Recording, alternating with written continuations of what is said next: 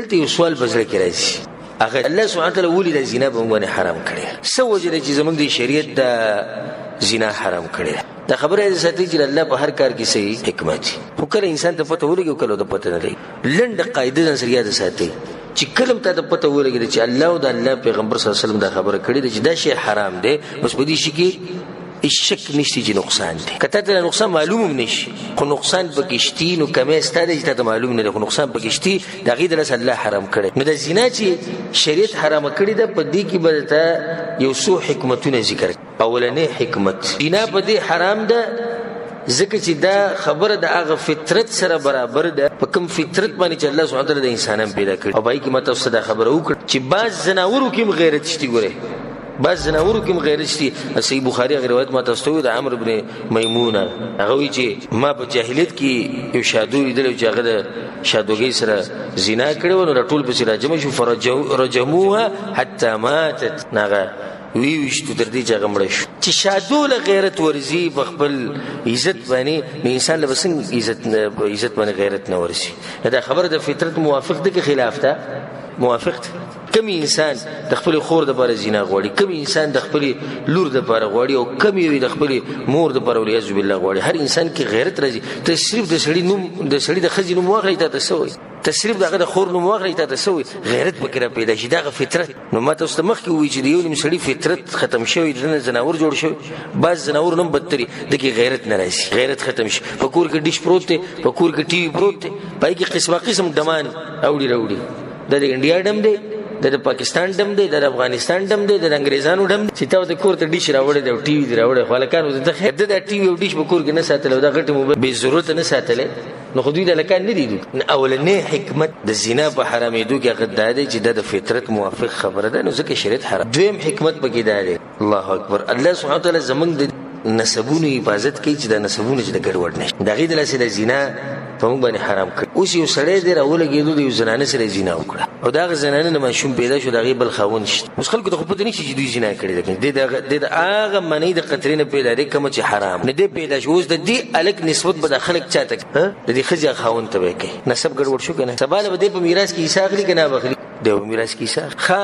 خدا خو د دې حق ملو چې حق د نه کېدی شي. د سباله د یو داسې زنانه سره واده وکړي چې هغه به د حرام وي، سباله د یو داسې زنانه سره واده وکړي چې هغه به د حرام وي، ځکه چې دغه پته نشي د خپلو خپلوانو، دغه خپل پلار پته نشي، دی خو نسبت خپل دغه سړي ته کوي چې دا زما. نو ګوره شریعت زموږ د نسبونو څومره حفاظت کړی دی چې زموږ د نسبونو ګډوډ نشي. درې شریعت زموږ د کورونو او زموږ د کوړمي حفاظت غواړي. شریعت دا نه غواړي چې زموږ کورونه خراب شي. مثال به تاسو درکړم، ښځې خاوند واده وکړو، ښه ښکلی ژوند راو او دی په مخه په دې موبایل کې د فیسبوک یو د شینه وینه ګوري او جنۍ سره رابطه جوړه کړه. او جنۍ ښکلې جنۍ ده، ځان ښه سمبالي را سمبالوي، ځکه چې دغه انټرنیټ او بدې شینو سره عادت او د دې ښځې سره د ښځې نه زړه تور شو. ابتدا وشو د کور د تباهي، د کور د تباهي ابتدا وشو، ځکه شریعت حرام. بیا دې دغې نه بعد دغه جنۍ سره میلاو شو، د جنۍ سره زنا یې وکړه. نو دې سبا کې بیا شوي دي چې دا سړی وجلی شي، ونیوی شو، وجلی شو، کور څه شو، پودران شو، ښه که ونیوی شو. نو بیا اکثر داسې وي چې زنانه خپل سامان او منر سره واخلي او چېرته لاړې؟ پلار کور ته لاړې شي. ماشومان دغه شان پاتې، خاوند دغه شان پاتې شو، کور لړ تباه و برباد شو، یو خاندان ختم شو. نو شریعت زموږ د خاندانونو حفاظت کول غواړي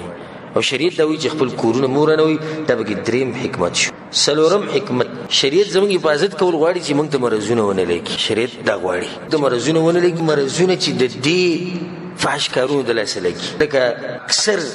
انګریزان په دې مرض کې مبتلا دي، څخه مرضونو کې. پای کې یو مشهور مرض د ایډز بیماری، نورې مشتي لکه سیلان او نور، خو دا ایډز خطرناکه بیماری ده. بس خلک د انګریزانو ډېر متاثر دي، د هغوی د معاشرین او د هغوی د ناستې پاستې یاره وایي څه اوچت خلک دي. دا اوچت خلک غالبا ایډز کې اته دي، په دغه مرض کې خطي ایډز بیماری او دا خطرناکې بیماریانې. شریعت زموږ حفاظت کوي چې دا بیماریانې موږ ته ونه لګي.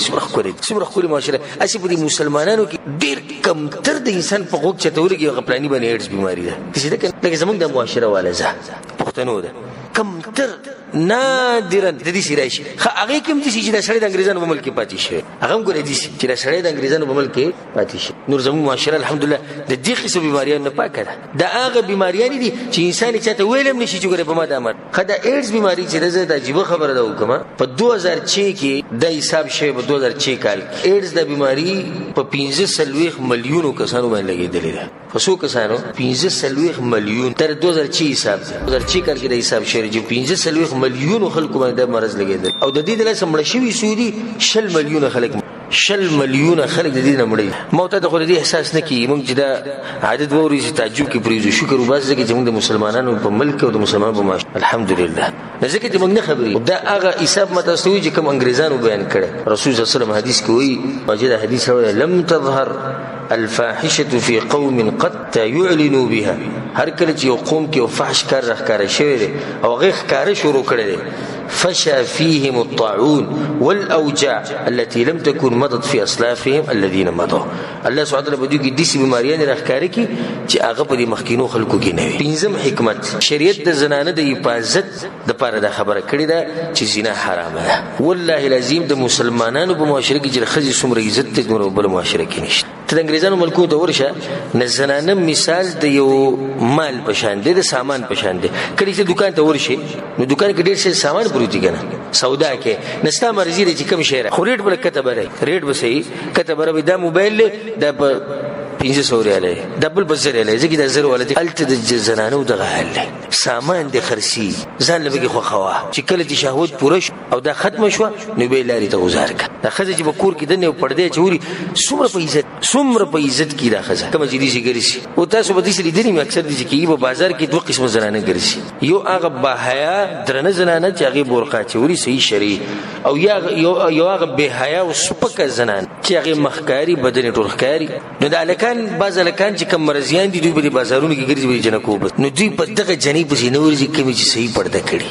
ورځي دی خپل بل پرې ورځو دي خو نخپیخ کاری او نه لاس کاری ګوره دا شریعت دا غواړي چې زمونږ خور د کور نوځي زمونږ مور د کور نوځي زمونږ لور د کور نوځي او هغه په حفاظت کې واپس راشي شریعت دا غواړي خدای بل چې کوم مخ کار کړي دا په پاکه زنانه یعنی زنا باندې لري مخ کار کول لاسه په دې دنیا ورپسې څوک به کنځري کوي څوک به تنګي څوک به سوي څوک به سوي ولي دغه دې شریعت په خبر باندې عمل نه کړي او د درنی خزي د لاسه د پته لګي چې دا کم کورنۍ خزره درنی کورنۍ خزره اوس دا یو خزه په لار روانه ده او شری پردې کړي ده لاسونه پړتي خپې پړتي خوري صحیح برخه کم چې بسر باندې راځي هغه چولی نو پسړ کې انسان وي چې خاوني سم خاوند ده ورونه خیر او چې انسانان دي چرته بچي چې ډېر درنه خلک دي دغه دې زنانه پته لګي خو زنانه روانه ده سپکه سپوره لغړه توغړه